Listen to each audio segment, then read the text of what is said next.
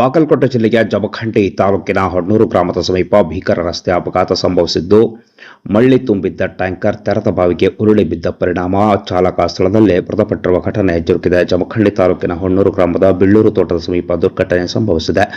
ಮೃತ ವ್ಯಕ್ತಿಯನ್ನ ಅಥಣಿ ತಾಲೂಕಿನ ಬಳವಾಡ್ ಗ್ರಾಮದ 35 ವರ್ಷದ ಮಂಜುನಾಥ್ ಅಪ್ಪಸಾಹೇಬ್ ಆಟ್ವಾಳ್ಕರ್ ಎಂದು ಗುರುತಿಸಲಾಗಿದೆ.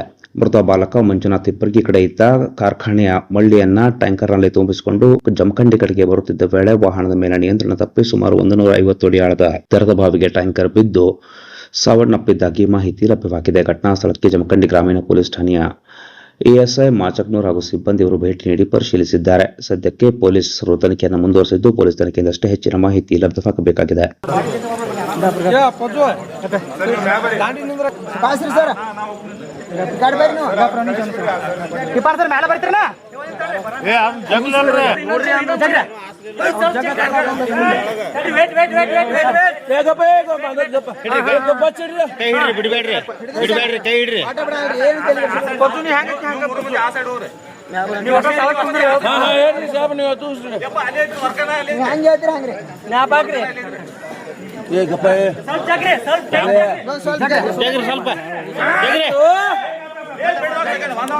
ಮ್ಯಾಗ ಐತಿಲ್ಲಿ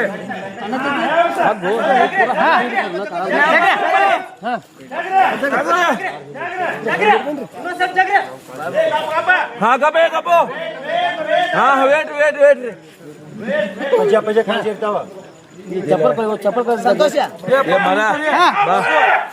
ಬರೋಬರಿ ಐತಿ ಬಿಡು.